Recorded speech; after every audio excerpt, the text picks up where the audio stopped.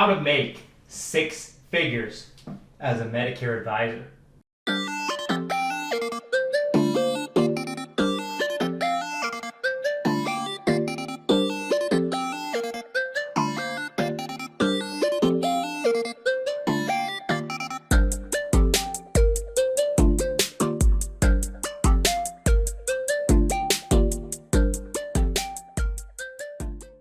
This video is sponsored by the one and only Lead Heroes, you guys. Lead Heroes has got you covered when it comes to telemarketing leads, whether it be final expense leads, Medicare supplement leads, turning 65 leads. They just got something for everybody. They also got you covered when it comes to virtual staffing. You can literally hire one of their virtual assistants who have already gone through the vetting process, who have already gone through the training, and they know the culture of Lead Heroes.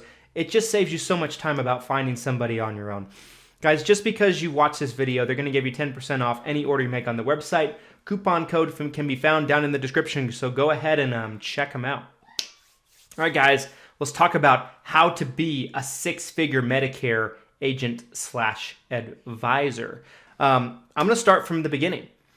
First things first, if you want to be a 6-figure Medicare agent / advisor, I've been making multiple 6 figures for many years now. I made 6 figures for the first time in this business by the time I was 25 years old. So I've been a top producer also for 6 carriers, most of which multiple times over. So I know what I'm talking about when it comes to this, you guys. So what I'm going to do is I'm going to walk you through step by step of what you need to do in order to make your first 6 figures. Making 6 figures is not making $1 million, folks.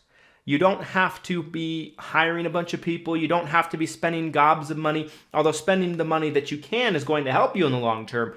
But 6 figures is a much more attainable goal, right? So first things first, let's talk about this for a second. I'm going to fast forward through the part that you already have your license. I'm going to assume you've already gotten licensed. You've already gotten AHIP certified. You've already gotten ready to sell status with the different companies that you need to know. And I'm going to just assume that you've already kind of gotten to that point. If I was going to go over all of that information, this would be an hour-long video. Now, $100,000 a year in income.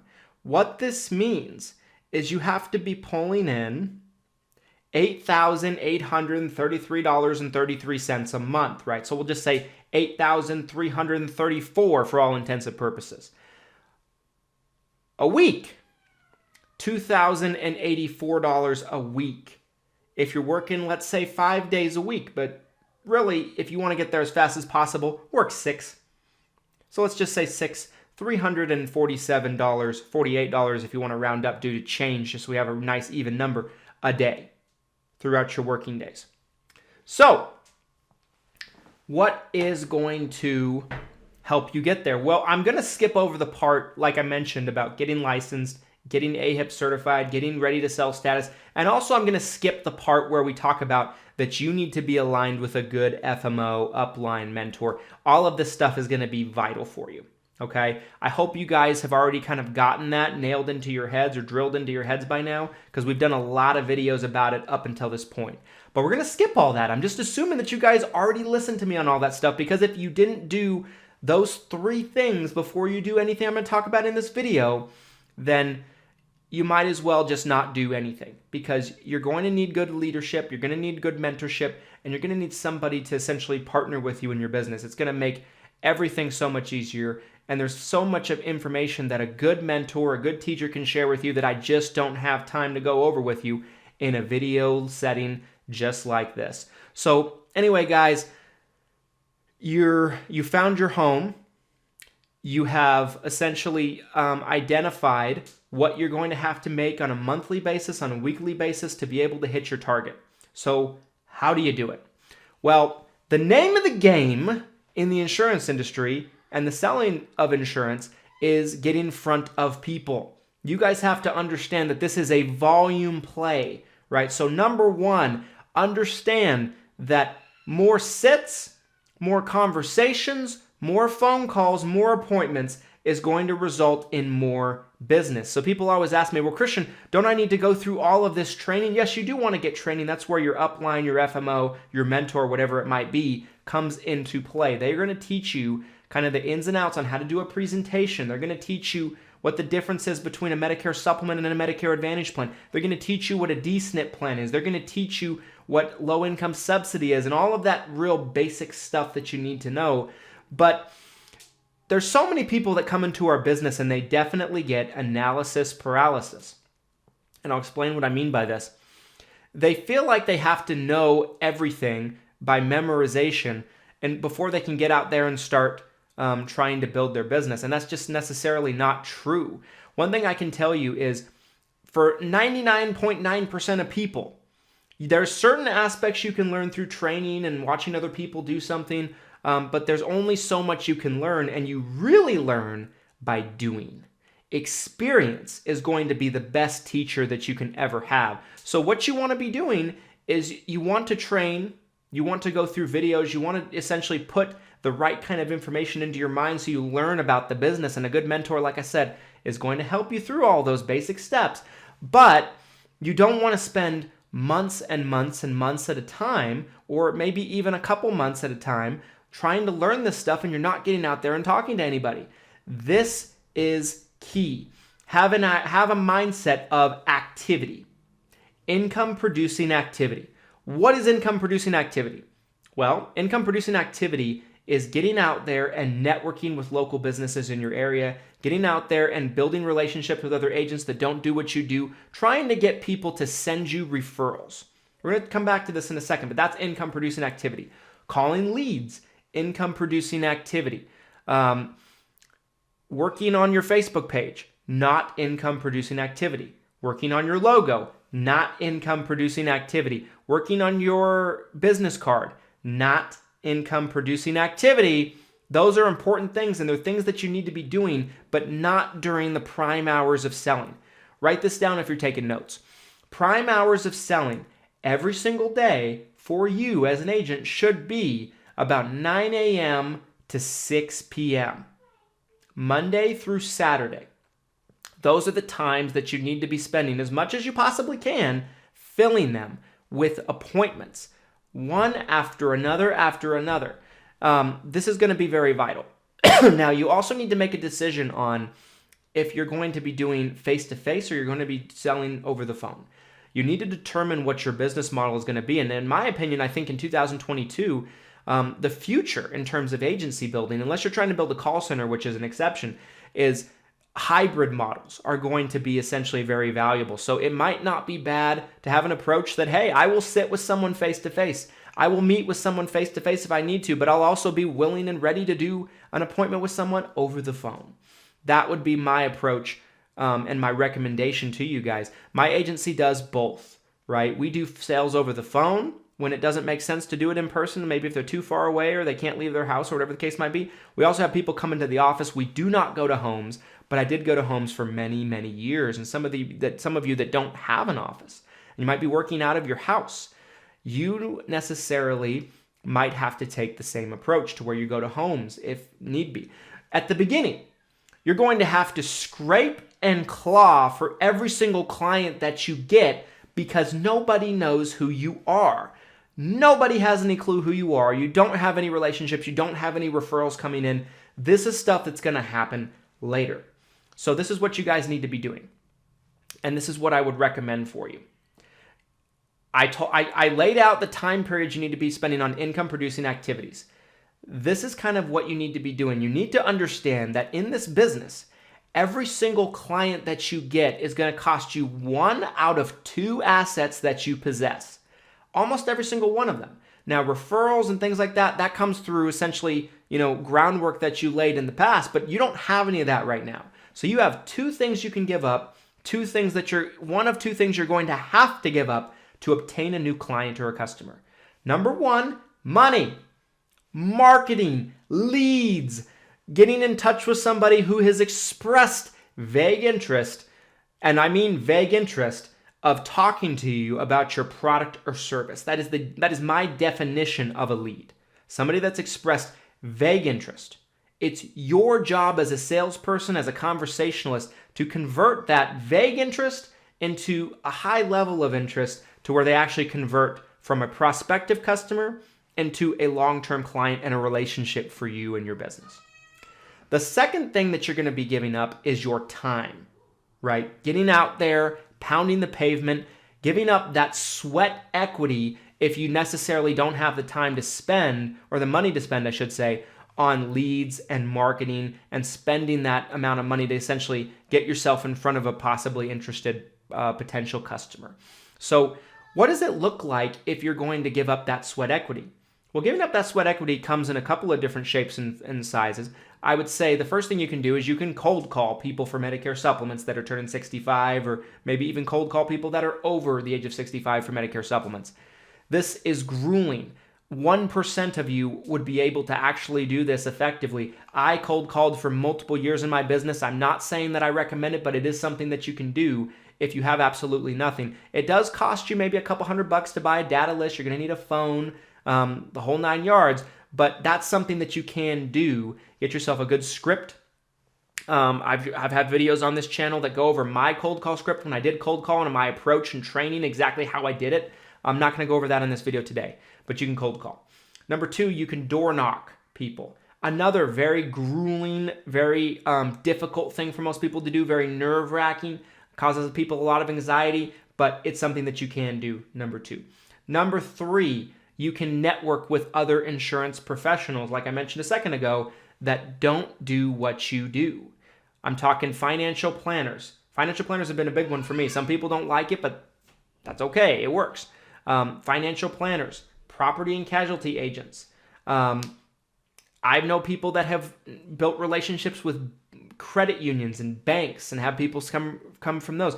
Businesses, 55 and up communities, assisted living facility directors, and things like that. How do you approach these people? Well, if the approach is going to be different depending on who you're actually going to be approaching. But what I would say is a good script would be, if you're working with a person that is a licensed agent, like a PNC agent or a financial planner, and they just don't want to deal with Medicare, there's plenty of people out there that fall into that criteria. One thing that you can do is, if they carry an active health license, I've said this before on the channel, you can pay them a referral fee for each client that they send over to you. Typically, my rule of thumb is I'll pay them up to $100 per client that they send over to us. So my pitch to them is, hey, listen, Mr. Agent, whatever their name is, right? Listen, Mr. Agent, right now, there are people that are out there that are offering Medicare products to your clients that are in that age demographic, right? That are 65 years or older, or they're turning 65. There are people that are going into their houses right now, and they might not just do Medicare like I do. I specialize in Medicare, but they might not specialize in Medicare. They might also do what you do. You're a financial planner, they might offer financial planning services. And what they're trying to do is they're trying to get in and essentially do their Medicare policy for them, but they're also, in the back of their mind, wanting to also come back another time and replace what you have on that person. They're trying to essentially roll your business out. That's what they're trying to do. They have no interest in protecting your business. You work with me, I'm going to help protect your business. I'm going to help you look good. I'm going to always send them back to you on what you do. I'm always going to edify you 110% of the time. I'm not a dumb person, Mr. Agent. I never will bite the hand that feeds. And essentially, I want a long-lasting relationship with you, and essentially taking great, fantastic, top-notch care of your clients and customers without touching your business or having any interest in touching your business is how I'm going to do that. Also, you're able to profit from essentially working with me. You don't have to do anything. I'll do all the work, and you're able to profit from it. If someone else goes in and writes that policy, you're getting nothing out of the transaction, right? You can kind of do a similar approach if you're working with a doctor's office, a dentist's office, somebody that's not licensed. You can say, hey, listen, I want to be a free resource to your patients, right? To your customers. I want to be a free resource, somebody that makes you look good, to where they're struggling with something. You can send them over to me, and I'll do all of the work. You don't have to be involved at all, but you can know that we're going to handle their situation with integrity. We're always going to do the right thing by them. We're going to provide them top-notch, high-quality customer service as long as they do business with us, and we're always going to send them back to you and kind of revert back to you and edify you every step of the way. This way, you don't have people trying to essentially take them off of insurance plans. Like if I'm working with a doctor's office or a dentist's office or a pharmacy or something like that, this is a good way to pitch them. I'm never going to try to move them off of a plan that you accept, right? That's big. I talked with a dentist office actually pretty recently that reached out to us to kind of want to, work with us and do business with us. And they essentially expressed to me, hey, there's another agent. I don't really have much of a relationship with them, but they work with a lot of my patients, and they're trying to take a bunch of them off of a certain plan and put them onto another plan that I don't take, and they're trying to pressure my patients into changing insurances. But at the same time, they're trying to pressure them into changing dentists. So I lose all these patients, right? And they accept a ton of different insurance options. There's really no need to do that. So I can tell that I kind of, express to this dentist office, hey, you work with me, I'm going to be loyal to you. But I'm also going to put them on a good plan. We're going to do everything we can to make sure that we're putting them on the best plan possible. And if there's a way we can keep them with you as a patient and also put them on a good plan, which I think we can do because you accept a ton of insurances, I'm going to be willing to do that. I'm not going to bite the hand that feeds. That is key. Now, how do you make the introduction with these businesses? Because they don't know you, right? Well, you have to get creative, right? You have to get creative. There's two ways you can do it. You can cold call them. You can cold email them. So kind of do some kind of cold, communication without actually doing anything in person. The other thing you can do is you can essentially drop in. You can essentially come in.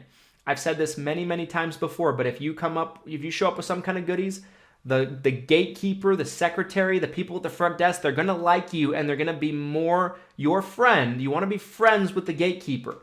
This is how you get around the gatekeeper, right? The gatekeeper is essentially the person that's protecting the time and trying to stop people like you, solicitors, from getting to the business owner and wasting their time.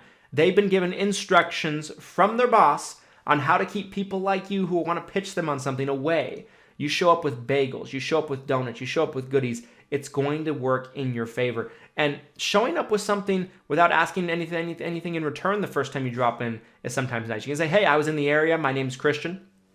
I specialize in Medicare health plans. I just wanted to see, if there's any way that we can have a relationship with your office going forward. I just wanted to drop off these cookies, right, for your office just as kind of like an introduction. I hope to see you around soon, and just leave. Don't ask for anything, right? Come back 2 weeks later, and I guarantee you they're going to have a big smile on their face to see you because you are freaking awesome. There's a lawyer that just moved into our office building. And to introduce themselves, they brought down these amazing brownies. I ate almost all of them. I gained like 5 pounds by eating these brownies. And I guarantee you, long term, they want to do business with us. I can already tell because it's my strategy that they're using. And it might just work, right? We're always looking for people to refer to lawyers, in different situations. People want to sue somebody or try to sue Social Security or something like that. Not that that's a good idea, but people want to do it, right? So we're trying to essentially build bridges and build relationships. That is going to be your sweat equity. That is your sweat equity. And you want to find a way to make it mutually beneficial for them. You want to support their business. If you support their business, they are more willing to help support your business, and you're a mutually beneficial person in their life. You're building a relationship, a friendship that can blossom for years to come. I have all kinds of people in my community that send me referrals, and it's come through years of kind of digging those trenches. It takes time. It's not going to happen overnight, but this is a big thing of what you can do. Now, let's get back to the money's conversation here, right? Let's get back to the conversation of, giving up time, giving up money, essentially to bring in business, right? To market yourself, to buy leads. Now, long term, the goal is you want to essentially create a business where you are so well known in your community, you're so well liked by your clients and your customers that you have referrals coming in essentially almost every single day, right? And your business is growing like it's never grown before, and people are pursuing you without you having to pursue them. But that doesn't happen overnight because nobody knows who you are. It's not going to happen right away because you're unknown. So you have to go through these trenches a little bit. You got to cut your teeth. You got to get yourself out there. Make a name for yourself if you want that to happen. So understand that. You're not just going to come right in and you're going to be ranked in SEO and all this stuff. All of that stuff costs money, time, effort, sweat equity, all that stuff. So you have to start somewhere. Now, I always tell people that it's going to be a good idea for you to come up with some kind of marketing budget. Come up with some kind of marketing budget on what you can spend. I don't care what it is. If it's $300 a month, $500 a month, $1,000 a month, figure out what you can spend while still being able to pay your bills. I'm not telling you to spend money on marketing instead of your mortgage. That's not what I'm saying. But if you have a spouse that's working or someone else that's supporting you, or you have savings you can fall back on, whatever it is, figure out what your marketing budget is going to be every month. Also, once you've figured out what it is, you must stick to it. Pencil it in with your normal bills, almost like it was a mortgage payment, a rent payment, a car payment that you had to spend it every month, otherwise you'd be evicted of some kind. You'd be evicted of your business. And then what I want you to do is you want to spend that on leads. And at the beginning, you do not know how to generate your own leads. You haven't figured this out yet. These are things you can learn over time, right? Some things take time for you to learn, and generating your own leads is no exception. It's going to take time for you to get to a place in your business where you're experienced enough and you can kind of essentially change up the way you're doing things. But you buy direct mail leads, you can buy telemarketed leads. There's so many different things you can do. Figure out what that budget is. Let's say it's $500 a month or $600 a month. Spend it every month on leads. That amount of money is not going to be enough to keep you busy all the time, but it's just another drip. You want to come up with a multi-dimensional marketing plan and business plan for your business to grow. Because leads is essentially a way that you can essentially have instant business. You can get in front of people, you can write business quick, fast, and in a hurry. I'm a big fan of direct mail leads for new agents, but you don't want to rely on it only, right? It's just not going to be a thing you can rely on only, because it's just not enough volume for you to be able to build a business of all by itself. You have to come up with 4, maybe 5 different ways for you to get business. Right? 4 or 5 different ways for you to get business is going to be the key. You need to have multiple streams, multiple avenues, and essentially drips. Everything works a little, nothing works a lot. This is going to be what you have to understand as a business owner. Now, if you find something that works a lot, you want to scale that into the ground because chances are it won't work forever. Trends change, marketing efforts change. But essentially, the other thing you want to do to become a 6-figure Medicare agent in a short amount of time is in your free time, is when you spend time doing non-income producing activities. And also you're going to basically study psychology, marketing, because you're going to learn things over time. There's just not enough time in this video for me to share all of those little ins and outs. But you want to study marketing, buy books on marketing, buy courses, buy different things, watch free YouTube videos, and you're going to become a more savvy marketer over time. Before you know it, you're going to be able to run online ads yourself that at least bring on a little bit of clients here and there. And then as time goes on, you do it more, you're going to get more and more dangerous at it, more proficient at it. You're going to be able to do your own branded direct mail potentially, your own, own different marketing campaigns. Before you know it, you might be on a billboard somewhere. As your business grows and as your clientele grows, you're going to be able to spend more and more in your business. So if you started out with $500 or $600 a month in your marketing budget, before you know it, maybe that's $1,000 a month, then $2,000. Understand this, for those of you who hear me and say, I don't want to spend money on my business. Your business will always have a ceiling if you're not willing to invest into your business. If you're not willing to invest into your business and your own company or invest into yourself, then who the hell is? So have a mindset of growth, right? Keep spending more money on your business month in and month out, and you will grow. Think of your business like a little flickering flame. I've talked about this before on this channel.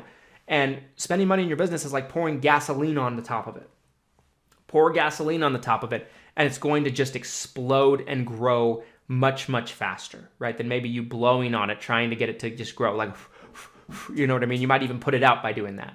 And you don't want your flame, that is your business, to be put out. Last thing I'm going to share with you guys and close out this video, you absolutely must be consistent. If you don't put the time in, day out on your business, you're not going to have a successful business. You can't have a full-time income with a part-time work ethic. I butchered that. You can't have a full-time income with a part-time work ethic. Make sure that you're in this to win this, and understand it's going to be hard work. It's going to be struggle. But if you can get through the first 12, 24, maybe even 36 months, you're going to have a foundation on your business, and everything gets easier the bigger you get. This is key. This is the Medicare industry, the insurance business is not a get rich quick thing. It's a get rich slow, but get rich for sure mentality. Anyway, guys, I hope you enjoyed this video. I hope some of you found this valuable. I wanted to make this as step by step as I possibly could for a lot of you new agents. You can do this. If you make six figures in this industry, you are here to stay. You are here to stay, and you're not going to flame out of the business. I've never met anybody that's made six figures in the business as an independent agent that didn't stay in the business for decades. Maybe they even sold their business and that's why they're out of it. But you're here to stay. You're not just a guest in this industry. You're here to stay long term. Anyway, guys, if you enjoyed this video, if you found it helpful, if you felt like this video brought you value today, all I ask in return is that you drop a like on this video. It does so much for the channel. It would mean so much to me personally, and it helps more people like you that need to hear this free, unbiased information today. It helps them find it more easily, and you can be the reason for that. By dropping a like on this video, please do me this favor. Comment below what you think. Was this video helpful? What are some tips that you might share to newbies if you're an experienced agent that might help? What struggles are you having in your business? I'd love to have a dialogue with you and kind of see how we can help. Make sure to hit the subscribe button if you enjoy content like this. Hit the subscribe button, but also hit the notification bell next to that subscribe button so that way you're notified when we upload videos. We put up more content, as much if not more content than anybody in the industry. We try to give as much away as we can for free. Thanks so much for watching, guys. Hope to see you as a six-figure producer soon, and I hope it all started with this video. Here's to your success and your abundance.